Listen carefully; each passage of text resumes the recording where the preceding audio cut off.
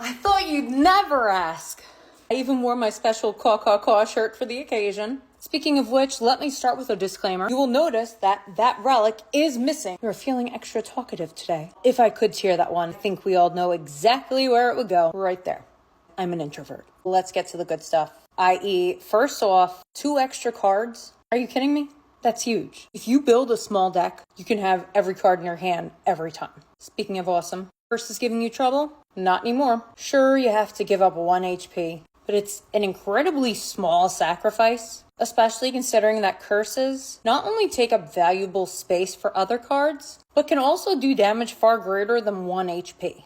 This bell, this beautiful, beautiful bell, gives us 3 relics a game. I do realize that the curse that comes along with it might make some people just put it into A tier, but I always seem to get really good relics with that one. Like, they're not given bottom of the barrel relics. Usually the relics that you get with that are A tier, with some B tiers thrown in. Another controversial S tier, but frankly, if you get even 1 multiplier card, you've basically won the game. Because you can play that even when you have no more energy. You're always going to get the minimum. So it's super powerful. Honestly, with most of the S tier, I feel like once you get them, it's really tough to lose. Like, I play for runs, and I try to exclusively get these to see how many runs I can get because these are so powerful. Like with this fossil over here, your first hit doesn't count. That's huge because, like, think of a boss 1 battle. Your first hit can be as much as 35 HP in 1 hit, just in the first act. So this can save you a 35 HP? That's huge. But then I was looking for something brown and sticky, and I found this, and it's amazing. I mean, if you have a curse or a dud, okay. And you win the game. This little friend up here gives you HP each round. It's not super fun, but it's helpful. If you want a super fun one, that's the ice cream cone. Your energy carries over from round to round. So what I like to do is save them up, especially if I have a bomb, and you can do like hundreds of damage in just 1 turn, which is super helpful for like the last bosses. Speaking of last bosses, this snake here has your back. Basically, if you die, it's going to restore you to half your HP. And this poker chip over here is actually kind of ironic because it does the opposite of leave things to chance. It allows you to plan out your hand by choosing which cards you will start with. And so if you are working with a small deck, which you should be, come on now, unless it's a daily run, if you're working with a small deck, you can really strategize the whole thing with that. Now this guy, rare but helpful. Every 5 rounds, your enemies can only hit you with 1 damage. Super helpful. But one I like even more is this one. When you use a power card, it turns another card into costing 0. Which, if you do it right, you can first use all your lowest cards, so all your like 1 energy cards, and then just have your power card and the higher cards, like the ones that cost 3 energy, and basically save 3 energy by making it free. I love a good bargain. You know I love it. This one will play your first card that costs 2 energy twice. It does require a small sacrifice to get, but come on, that's pretty awesome. Any cards where you can play it twice or multiple times, super lucrative. Then we got Nifty, where basically you get to choose a card out of 3 after every round. Does it add time onto the game? Yes. So if you're trying to go for a record time, maybe it's not S tier for that, but for every other use case, S tier. And I'm once again seeing double because this doubles your potions. Now, how great that is really depends on the potions that you have. But if you get good potions, that's powerful. You know, you start the round with 4 strength instead of 2. If you get fairy in a bottle, instead of only 20% HP, you get 40. Well, I like these because when you discard a card, something's going to happen. You're going to get blocked, or it's going to deal damage to your opponent. I like getting rewarded for discarding cards. It's like spring cleaning. And then I like this one because at rest stops, you can dig for relics. And relics are like the best thing. So always dig for the relics, unless your HP is ridiculously low. The toolbox is really cool too, because every round you get to pick a card, and they're usually good rare cards. With this, after every round, when they let you add a card to your hand, you can instead choose to add 2 max HP. That is huge. That's amazing.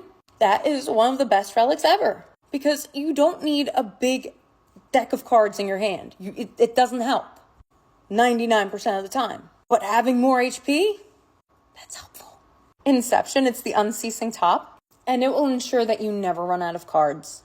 Once you run out, you just keep picking up cards unless you have a curse, in which case don't have curses when you have the unceasing top. And I often get that mixed up with the branch because they're kind of similar. Because when you exhaust a card, you pick up more cards with this branch. And in my head, that's similar because you can end up with a lot of cards. Frankly, whenever I see those two, that's when I know I can just sit back and relax the rest of the game. It's going to be smooth sailing. Those are game winners. All right, now we're on the A tier. And these guys are cool too. This is going to give you 2 extra cards at the beginning of every match. This is going to give you 1 extra card at the beginning of every hand. Keep those decks small, and they're really helpful. Speaking of which, I put this in A tier, even though it's a simple one, because it allows you to switch some of your cards. You choose them, and instead of having to remove the cards, it's going to replace them, and I've found that it's pretty often the cards are better than the ones that you're replacing. This is going to give you 2 HP every time you use a power card. Keep those power cards, and that's just free HP. This is going to round up your hits to 5, so if you were just supposed to hit somebody with a 2, you're hitting them with a 5.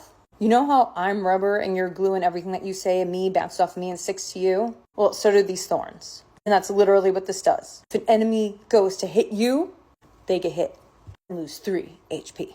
I like this one and also the one underneath it because they give you a lot of gold. And with that gold, you can buy a lot of stuff. You can buy some of these S tier relics. So that's why I like those. This one starts you with 3 shivs. That's helpful, but I wish it was 3 shivs per turn, not just at the start of the match, hence the A. This feather replenishes energy every time you go to the merchant, which is great.